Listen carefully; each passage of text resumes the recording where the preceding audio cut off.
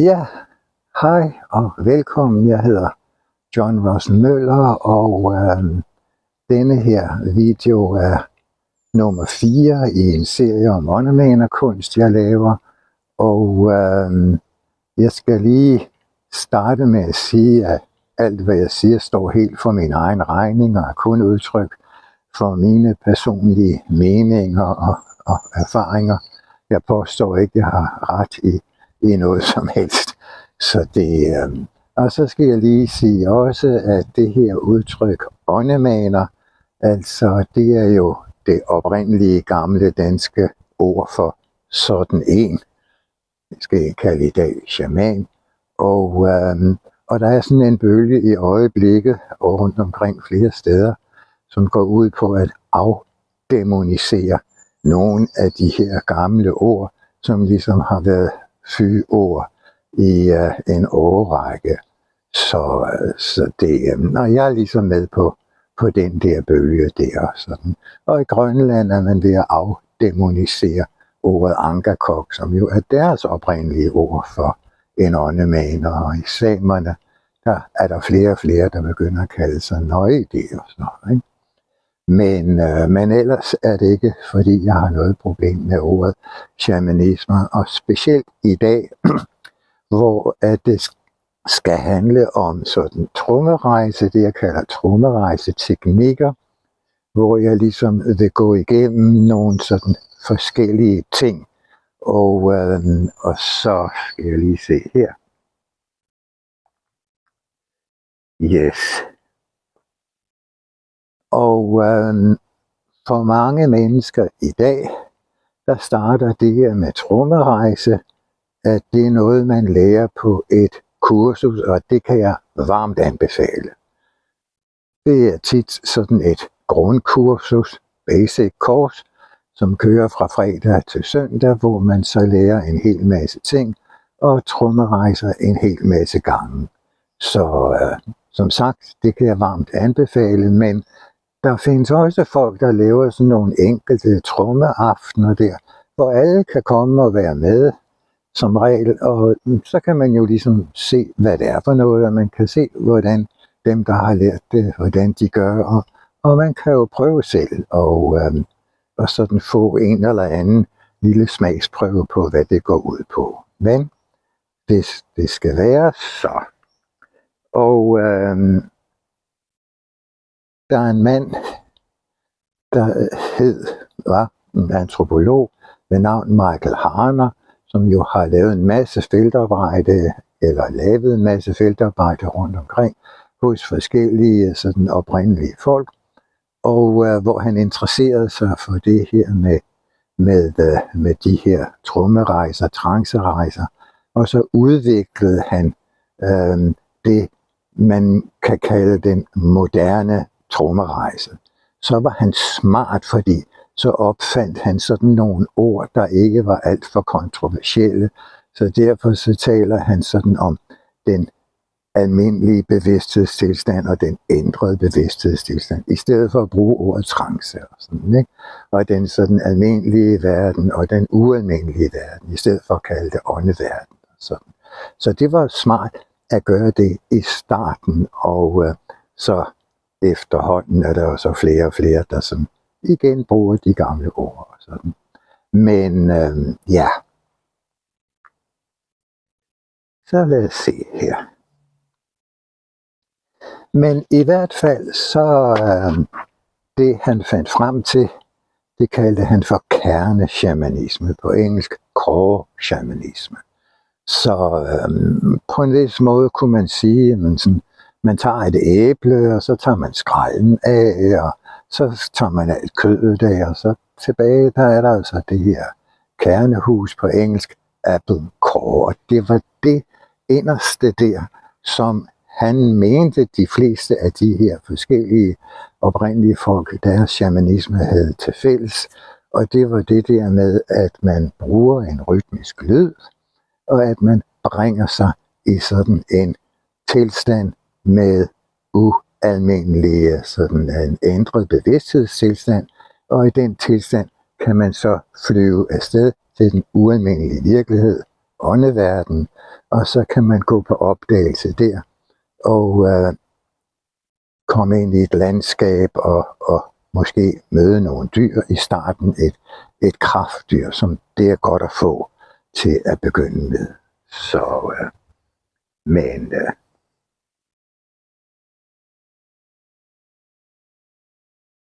nå ja. Og på et tidspunkt så kaldte han shamanisme, definerede han som et system af metoder til healing og problemløsning. Man skal huske på, at han var akademiker, og så det var sådan meget sådan videnskabeligt, intellektuelt sprog, hvilket jo var en rigtig god idé, for det var jo det publikum, han henvendte sig til i første omgang.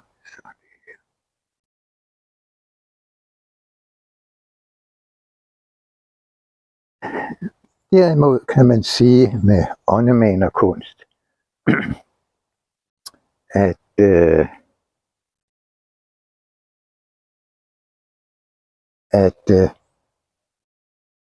det er ligesom den kommunikation, der sådan sker med ånderne og med naturen her. Den er meget knyttet til naturen.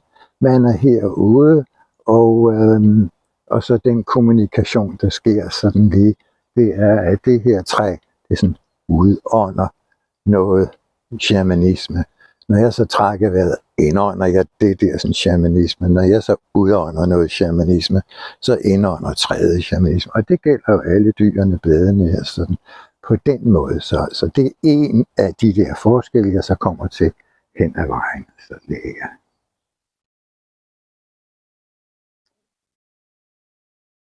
I den moderne shamanologi bliver åndemanerkunsten også nogle gange kaldt for præ-shamanisme. Det udtryk kan jeg egentlig godt lide. Nogle gange bruger jeg også naturshamanisme, fordi det jo foregår her i fællesskab med naturen og sådan. Og jeg kan godt lide at sige, apropos det med formålet, hvad det går ud på, det er sådan noget med at berige hinanden sin egen og hinandens tilværelse, og skal jeg lige se her, og hjælpe folk, der ligesom har underskud af spirit power, med at få overskud af spirit power, fordi i åndemanerkunsten, der er kilden til spirit power, det er altså naturen her, så det. Men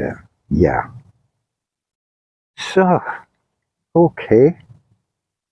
Men i det her grundkursus, der er det sådan, at man starter med en øvelse, der går ud på, at 2 kursusdeltagere ligger ved siden af hinanden, og at den ene laver en trommerejse til den ualmindelige virkelighed, til åndeverdenen, og henter et kraftdyr, et åndehjælper, til sin partner, der ligger der ved siden af.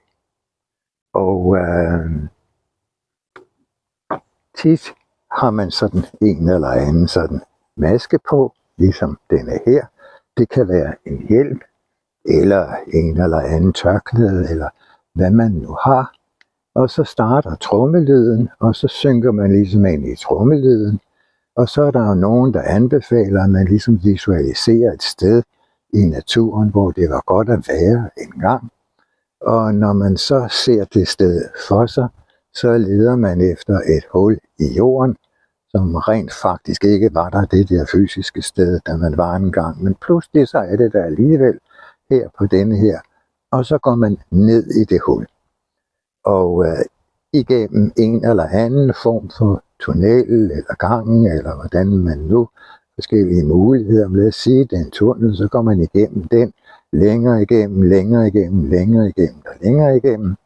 Og på et eller andet tidspunkt, så ser man sådan åbningen, noget lys, der kommer ind, og så går man ud gennem åbningen, og så er man sådan i sådan et landskab. Ligesom det her. Men altså i denne her trommerejse ændret bevidsthedstilstand. Man ligger med lukkede øjne, og så flyver man afsted. Der kommer man ud, og så leder man så efter et eller andet åndedyr. Og der kan være forskellige regler for, hvordan man finder ud af, hvilke dyr, der er det rigtige. Og så tager man det åndedyr med hjem tilbage, samme vej tilbage gennem tunnelen, og op til sin krop, der ligger der ved siden af partneren, åbner øjnene, og så blæser man det her kraftdyr, det blæser man så ind i sin partner, partneren sætter sig op, og så blæser man ned gennem hovedet og ind i brystet. Så det. Og der er skrevet en glimrende bog om det her, der hedder Shamanens Vej, der af Michael Harner. Når man så har gået på sådan en kursus og kommer hjem og har sit kraftdyr, og gerne vil arbejde videre med det her alene, lave nogle trommerejser derhjemme, og eventuelt besøge nogle andre forskellige steder i åndeverdenen, den ualmindelige virkelighed, og så skal man jo bruge noget trommelyd, og en mulighed, der er, det er her, at Michael Harner her, der hedder The Foundation for Shamanic Studies, de har her på YouTube lavet sådan en trommelyd. Nu kan jeg lige sætte den her. Du kan høre den her på mikrofonen. Så denne her, den kører altså i 15 minutter, og der er også en på 30 minutter. Og den hedder Shamanic Drumming Journey with Callback. Så det, ja. Og så kan det jo være en hjælp, hvis man har sådan en Bluetooth-højtaler eller høretelefoner, at bruge dem, fordi så får man ligesom også lukket en masse andre lyde ud, og man kan jo så også stadigvæk bruge sit bind for ligesom at lukke lyset ud. Selvfølgelig kan man også bruge sine AirPods, eller hvad man nu har. Altså, ja. Men så det er jo sådan nogle rent praktiske ting, så det er.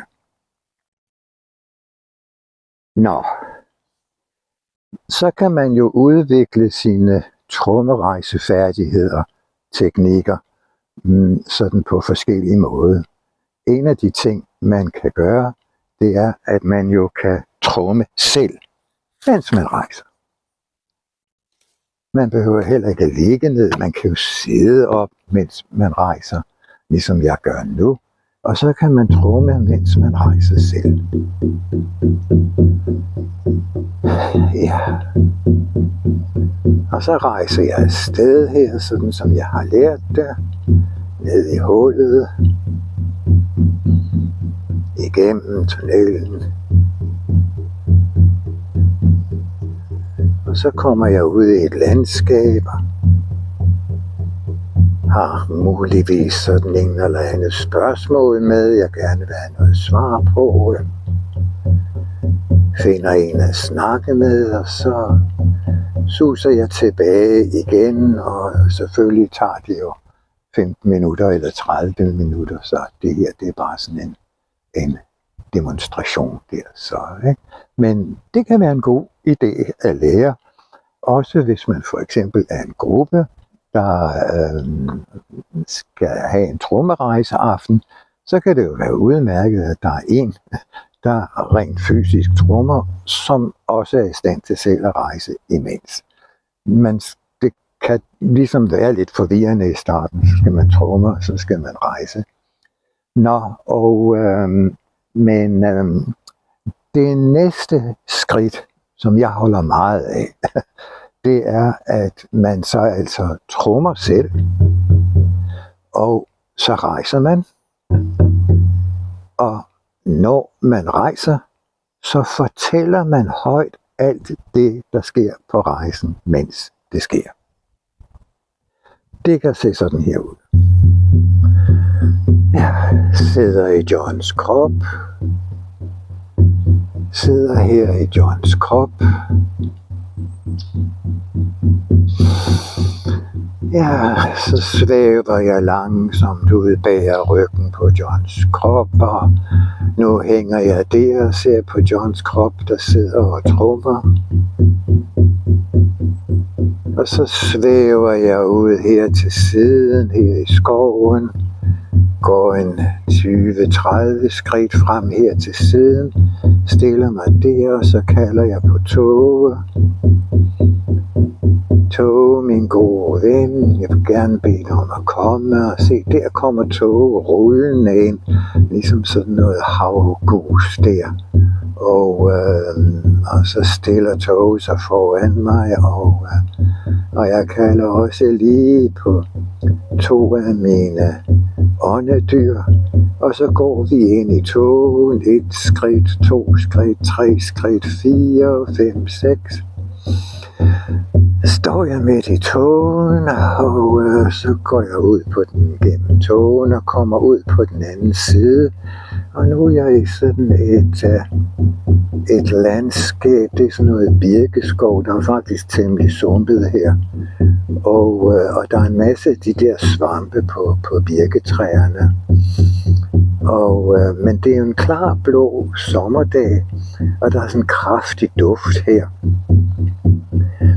Og deroppe på en gren, der sidder en ugle, sådan en af de her små nogen, det er en dagugle, altså. Nå, men jeg skynder mig lige hurtigt tilbage igen, og fordi jeg skulle jo bare lige vise, hvordan det er her, når man trommer og snakker og fortæller alting. Så jeg går tilbage, hej Tove, og gennem togen ud på den anden side, svæver rundt bag her ved Johns krop, og så glider jeg ind gennem Johns krop, mens jeg sidder og trommer, og så sætter jeg mig ordentligt på plads der. Så det.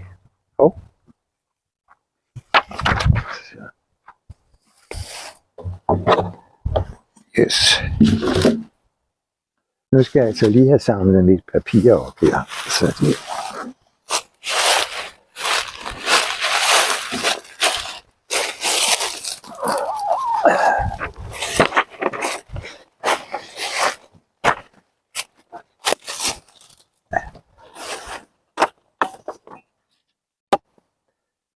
Så.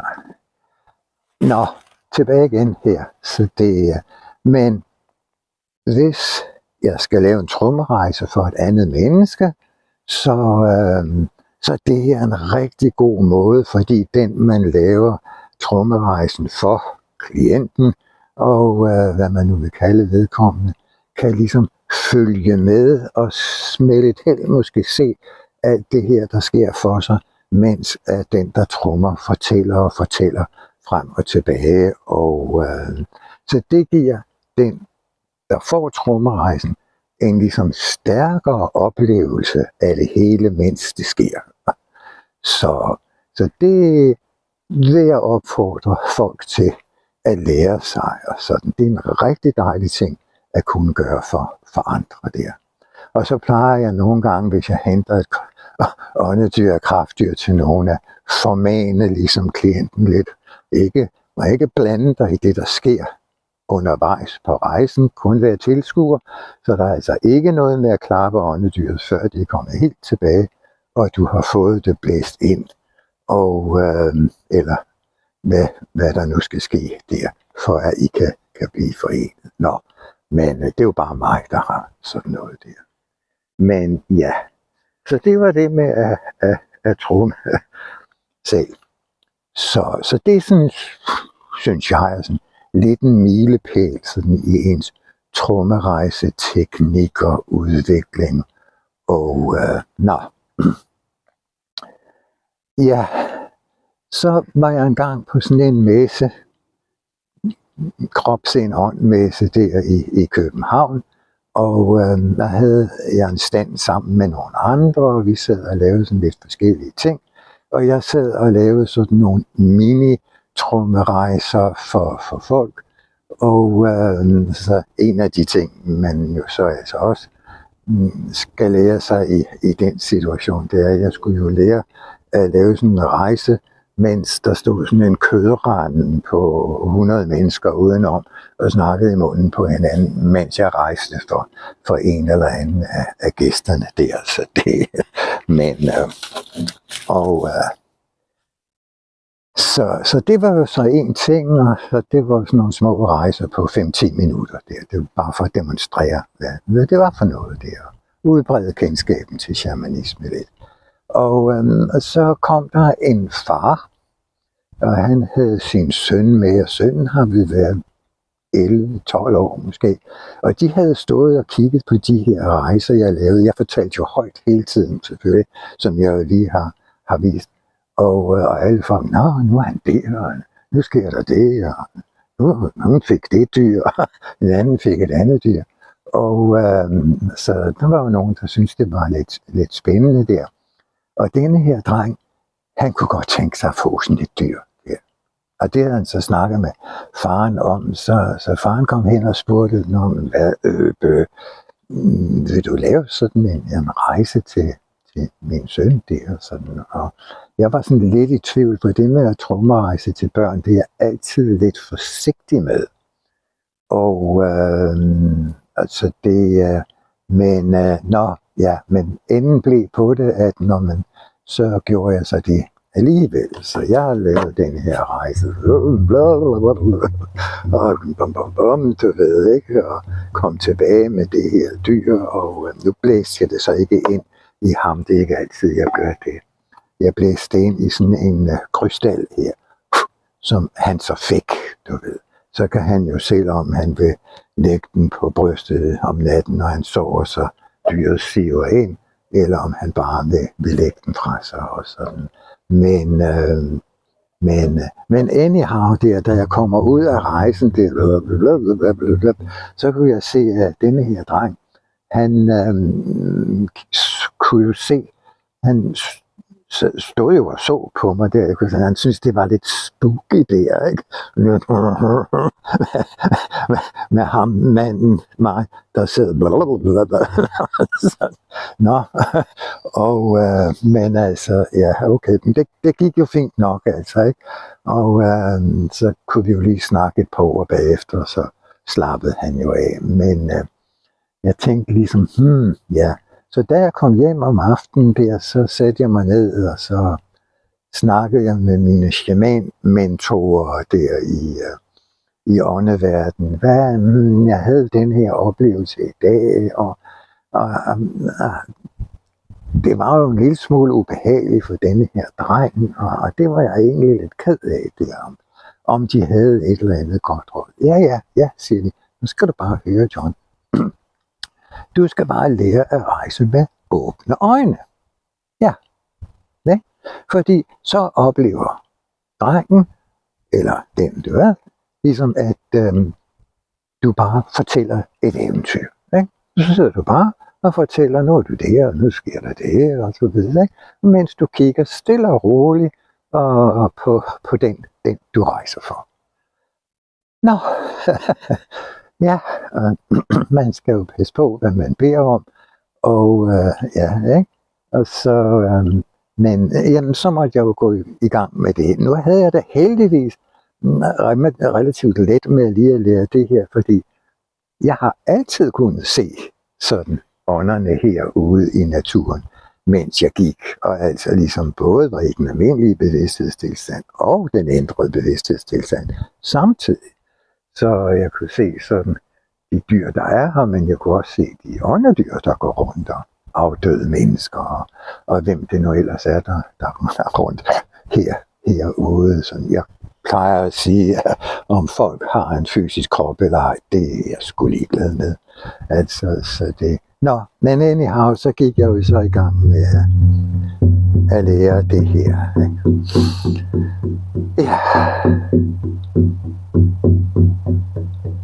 Jeg sidder her i Johns krop, og nu svæver jeg ud gennem Johns krop og står og kigger på Johns krop, der sidder og trommer. Og det gør jeg rent faktisk. Jeg hænger rent faktisk bag ved Johns krop, der sidder og trommer. Jeg kan se Johns krop bagfra her, som sidder og trommer. Ikke? Og så flyver jeg så afsted, enten ind i togen, eller ned i den der tunnel, ned i tunnelen, går igennem tunnelen, den er lang og mørk, og der er lidt fugtigt, og jeg kan rent faktisk se tunnelen. Jeg er nede i tunnelen. Ikke? Min rejsesjæl, den er på vej ned igennem tunnelen, og min almindelige sjæl, den sidder her midt i Harskoven og snakker til telefonen. Så jeg har begge steder, min ene sjæl det ene sted, og den anden det andet sted der. Så det er... Så ja, så kommer jeg ud i et landskab. Det er et andet landskab nu. Det er sådan en stor græssteppe. Aha. Og jeg kan ikke rigtig se nogen mennesker eller dyr. Og så, jo, der hænger en eller anden musvåge-lignende der. Det er ikke en ørn. Jeg synes, den cirkler ligesom på den der måde. Og hej musvåge. Skrig der. Så det. Okay, jamen tak for det. Og så må jeg hellere se at komme tilbage. Går jeg tilbage til åbningen på den der tunnel, og så går jeg igennem den, igennem. Kommer ud i den anden ende der ved mit afrejsested, og så går jeg derfra og svæver jeg. Min rejsesjæl svæver om bag ved kroppen på John, der sidder og trommer. Jeg kan se ryggen på John her. Og så siver jeg langsomt ind i John. Nå, ja. Så det er altså en mulighed, og hvis man orker og sådan, ikke, så kan det altså fint lade sig gøre. Og tit, hvis jeg laver sådan en trommerejse for folk, hvor jeg snakker, jeg rækker her og det, og den kører jo sådan en halv times tid, så kan jeg godt finde på midt i rejsen lige at åbne øjnene, og så kigge på den, jeg rejser for, og sådan, og sige et eller andet, måske lige snak med vedkommende om et eller andet, ikke? Har du det med det her, eller har du et spørgsmål til den, ikke? Og så lukker jeg øjnene og rejser videre, og sådan. Så det, man kan kombinere det ene med det andet. Men i hvert fald, det der med at lave trommerejse, hvor man har åbne øjne, og ligesom fortæller ligesom et eventyr, men det er jo ikke et eventyr, der er skrevet på forhånd. Man aner jo ikke, hvad der sker på ens rejse. Det er jo noget, man opdager efterhånden, som man er der. Og, så det. Men, Ja, men tak til mine åndementorer for gode råd. Og så, ikke? Så er det jo øvelse. Og så, jo mere man øver sig, jo bedre bliver man til det. Og jo bedre man bliver til det, jo lettere får man det. Til sidst, så kan man det jo bare. Men så var der en anden gang. Og jeg skulle lave sådan en healing, sådan en sjælshente healing der. Og jeg var så rejst afsted sammen med mine 2 sjælshentnings-åndehjælper eksperter der. Og jeg har lavet masser af denne her, eller vi har lavet masser af denne her slags healinger der. Soul retrieval healinger, når vi kommer hen til sådan en eller anden grotte, og der er ligesom et eller andet, der sådan, noget med den der grotte, og måske er det der stykke sjæl, vi skal finde derinde. Problemet er bare lidt i åbningen til stormen, der står sådan et væmmeligt væsen med frode om munden og skarpe klør, og vi får altså ikke lov at komme ind der. Jeg prøver lige at se, du ved, ikke? Og bliver få mit tøj revet i stykker, og vi prøver det ene og det andet. Og til sidst så tænkte jeg, okay, jeg må rejse op til oververden, og fordi deroppe, der har jeg ligesom, der sidder sådan i mit univers, 8 shamaner der, 4 kvinder og 4 mænd fra alle mulige forskellige steder i verden. De sidder der og i en ring, og dem kan jeg rejse op til og bede om rådgivning og vejledning. Så jeg må altså lade mine åndehjælpere der stå og holde det her situation i skak. Og så tog jeg derop og rejste fra det sted op til det andet sted, og fik jeg snakket med dem og konsulenterne der, om der var nogen, der var, der var sådan flere, der havde nogle gode forslag der. Der var et, der var specielt inspirerende mig tilbage til det her sted, hvor mine 2 stakkels åndehjælpere var blevet revet mere eller mindre til blods der. Og så fik vi med de her listige knep og sådan lidt en masse tricks, der sådan manøvrerede, fik vi lukket denne her ud og væk, og den væmmelige en, og så var den ind i hulen, ud med sjælsdelen, op på trommen, og så var den mere kommet væk i ordentlig fart der. Tilbage til klienten, som så fik blæst sin sjælsdel ind, og same procedure as last year med Sophie. Kommer jeg hjem og så fra klinikken, og så taler jeg så med mine åndementorer om det her, du ved, ikke? Jeg havde det altså rigtig dårligt med, at jeg skulle efterlade mine hjælpeånder der, med det der væmmelige væsen, mens jeg så rejste videre for at snakke med de her sådan shaman konsulenter, hvad man nu vil kalde dem, derovre og tilbage igen og sådan, ikke? Så jeg ville jo godt have blevet der og sådan, ikke? Det ene sted og det andet sted. Siger de, no problem. Du skal bare lære at lave 2 rejser samtidig. Så kan du både rejse hen der og være der ved den der hule med sjælstykket, og samtidig kan du rejse op til oververdenen og besøge de der, mens du også er ved hulen. Altså, jeg kan godt forstå, at der er nogle psykiater, der mener, at shamaner er skizofrene, ikke? Altså, fordi både det ene sted og det andet sted samtidig. Okay. Man skal passe på, hvad man beder om, og så måtte jeg jo bruge nogle måneder på at lære, hvordan man gør det.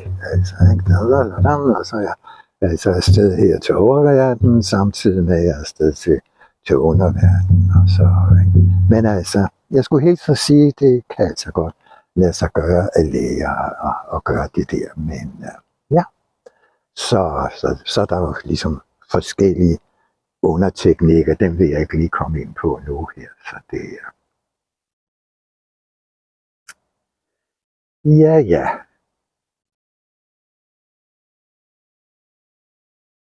Det næste er så, når nærmer jeg mig sådan lidt åndemanerkunsten eller naturshamanismen lidt mere, det er, at man ligesom kan trancerejse, burde man måske kalde det, her i naturen. Man kan selvfølgelig godt bruge sin tromme, og så gå rundt herude, og så se de ånder, der er her, samtidig med, at man ser træerne. Der er jo mange mennesker, der ser genfærd og nisser og trolde. Der er ikke noget som helst mærkeligt i det, sådan set. Men hvis man ikke er vant til det, så kan man jo altså lære det, ikke? Og det vil sige, at der er altså den shamanisme, som foregår her i den fysiske verden. Og i modsætning til den der Michael shamanisme, der jo foregår i den ualmindelige virkelighed. Ja, i en ændret bevidsthedstilstand. Så her er man altså i den almindelige virkelighed her. Så kan man jo så trommerejse her. Og en af de ting, man kan gøre, det er, at så kan man trommerejse ind her i skoven, derovre bagved, og ned der på den anden side, og der et stykke væk, 200-300 meter væk, der er måske en anden virkelighed. Der er måske en mose, som altså ikke er der fysisk, men ved at rejse her, så kommer jeg hen til en eller anden åndeverden eller ikke-fysisk verden, som er der, selvom der jo altså også er den der plantage, der granplantage, som jo fysisk set er der, men altså, man kan jo se åndevæsener her, og man kan se åndelandskaber, og så kan man gå på opdagelse der, så flyver man afsted her, og på trommen, og strengt taget behøver man ikke en tromme til det der, men det kan man jo gøre. Så ja. Nå, og så kørte jeg engang galt i en bil. Og ja, og vågnede op på et tidspunkt, så det, og der hang jeg så 3 meter op i luften, og fløj lidt sådan frem og tilbage, ligesom sådan et eller andet mælkebøttefrø, der sådan lidt den vej og lidt den vej. Når jeg kiggede ned på min krop, der lå dybt bevidstløs hernede, sådan på jorden. Men det ejendommelige ved det var, at jeg så den fysiske verden. Jeg så træerne, og det er fuldstændig altså, som det var. Mens min krop altså var sådan i dyb bevidsthed og sådan. Så det, og det er jo ikke noget ukendt fænomen. Der er mange, der har haft sådan nogle ud af kroppen oplevelser af den type. Folk, der bliver opereret, er på hospitalet, og så pludselig så hænger de oppe i loftet, og mens at lægerne de står og opererer, og narkoselægen og sygeplejerskerne og skalpel og ikke skalpel, og så ser man fuldstændig altså det her lokale, fuldstændig som det er, rent fysisk. Så man svæver altså rundt i den fysiske verden, mens ens krop er i narkose, og det vil sige, at kroppen er altså i en speciel, jeg kalder det komatisk tilstand, altså, ikke?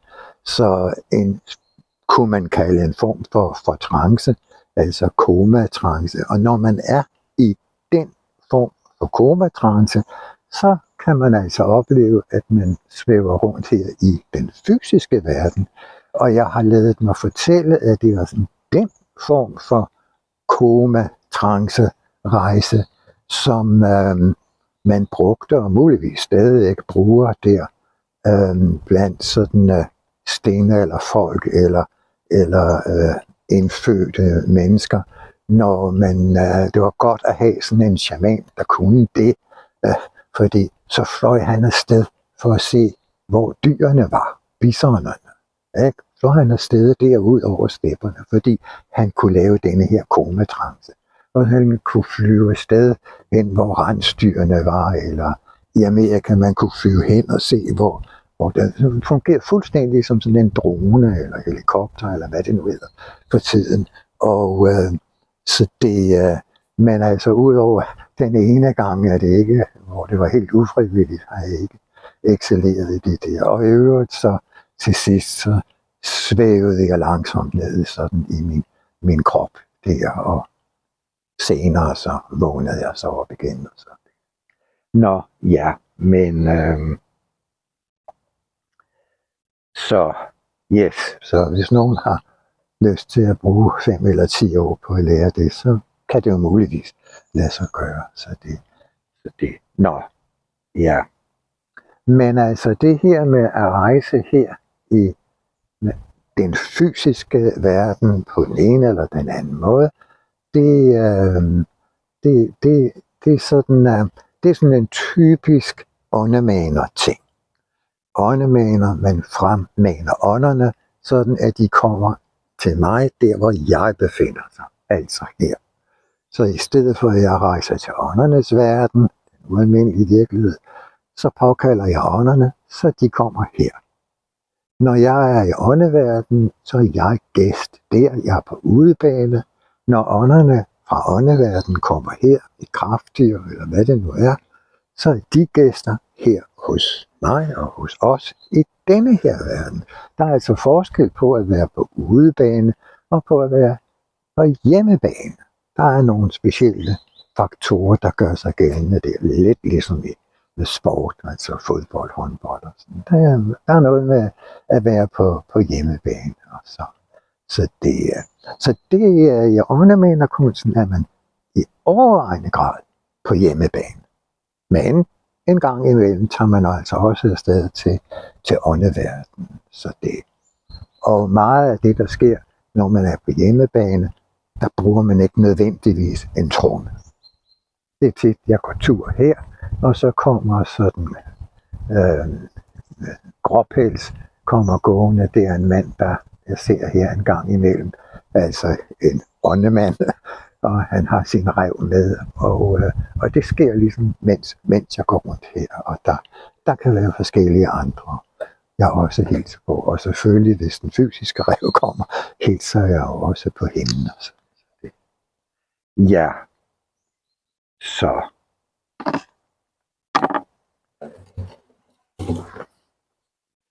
Ja.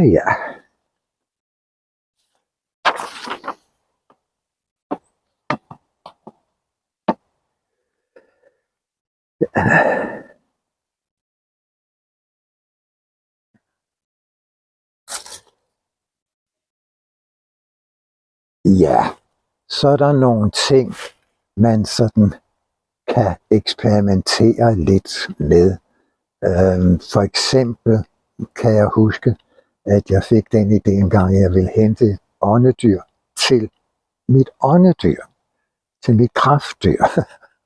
Og så lavede jeg en rejse, og der kom jo mit åndedyr, og så nu kan du blive der, og så lavede jeg en rejse for at finde et åndedyr, som jeg så blæste ind i hende, og hun blev så glad. Nej, så det, og men så der er jo sådan nogle forskellige små pudsige ting, man kan prøve sig frem med. Sådan,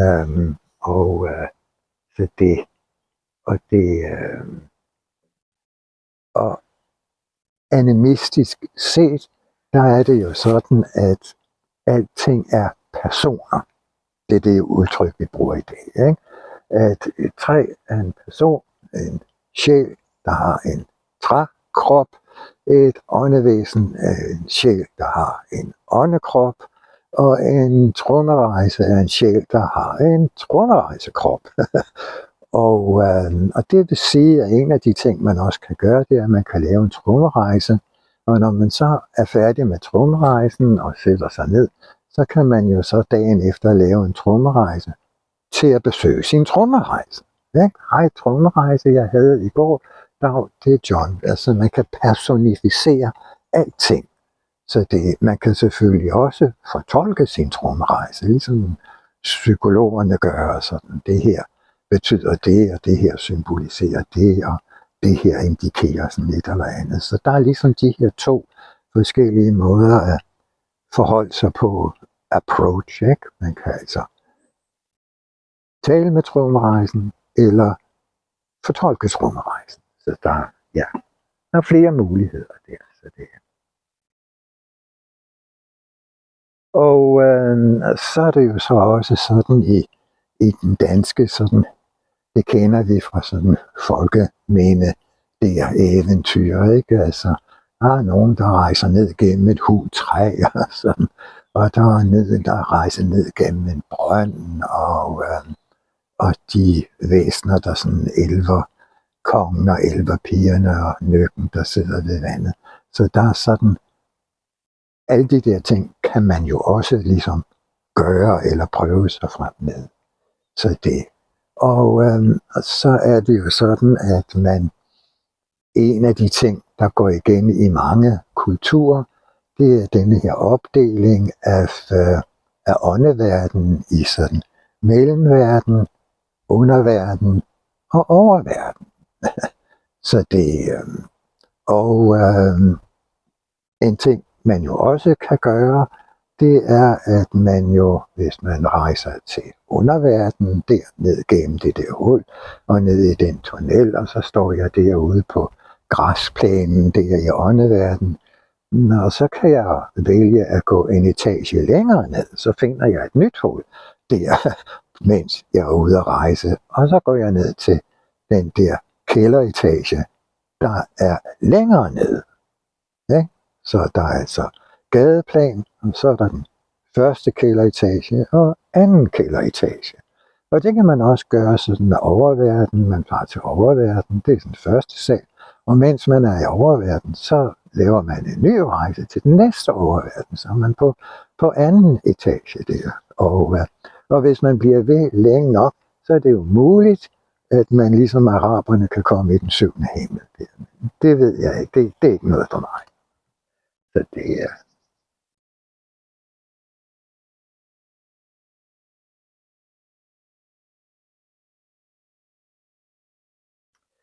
Ja. Så...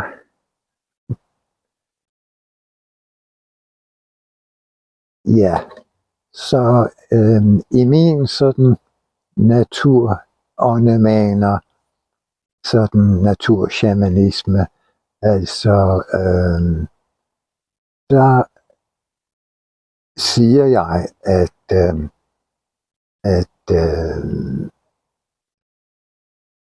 det er vigtigt at være et kraftfuldt menneske, altså have meget spirit power. Ja. Og den der kraft, som sjælen har brug for, sjælskraft, i min filosofi kommer den fra naturen. Derfor er det vigtigt at lære nogle af de ånder, der befinder sig her i naturen, at kende. Og også de fysiske træerne, det er jo også åndevæsener. Og indlede gode, sunde, stærke relationer til dem. For jo bedre relationer man har til dem, desto mere åndekraft, spirit power, er de i stand til at formidle til mig. Og jo mere kraft jeg har, desto mere nyttige ting kan jeg gøre for mig selv og for andre mennesker. Så, og det med at bidrage til fællesskabet, det er sådan meget vigtigt. Det. Men så er der jo det, at der jo er nogen, der jo ikke ligesom har gode, stærke relationer til ånderne, eller guderne, eller hvem det nu kan være. Og så er det jo ikke muligt for ånderne at formidle særlig meget kraft til dem. Og det betyder, at de så får underskud. De har altså mindre kraft, end det de har brug for ligesom at kunne opretholde sådan sjælen. Så de går ligesom og sulter lidt hele tiden. Og hvad gør de så? Så stjæler de fra andre. Og det har vi jo alle sammen oplevet. Folk, som er ekstremt opmærksomhedskrævende, ikke? Og kværner løst ud af, og du ved, hakker sugerøret ind i sjælen på andre mennesker, og suger blodet ud, til der ikke er mere, men er sådan helt krokket til sidst. Og når der så ikke er mere, så finder de en eller anden ny, som de så kan stjæle kraft for. Og problemet for de her personer, det er, de lever i konstant angst for ikke at have nogen at snylte på. Gisp og gyb, ikke? Altså, ikke? Fordi så får jeg jo sådan, hvor skal jeg så få kraft fra? Sådan. Så en vigtig del i åndemanerkunsten, åndemaner-shamanismen, om man vil, det er, at jeg siger, en af åndemanerens vigtigste opgaver, det er at hjælpe underskudsmennesker med at blive overskudsmennesker. Så de ikke behøver at gå og være bange for ikke at have nogen at snylte på, og de kan få den glæde, det er at kunne gøre ting, der er til gavn for andre, for fællesskabet og sig selv. Så, og leve i tryghed om, at der vil altid være masser af spirit power, bare man vedligeholder sine sunde, gode relationer til naturånderne og naturen. Så det, ja, så det var sådan lidt om om min grundlæggende filosofi der. Så jeg tror, jeg stopper her for i dag, og tak fordi du kiggede med, og så kan det jo være, at vi ses igen en anden gang.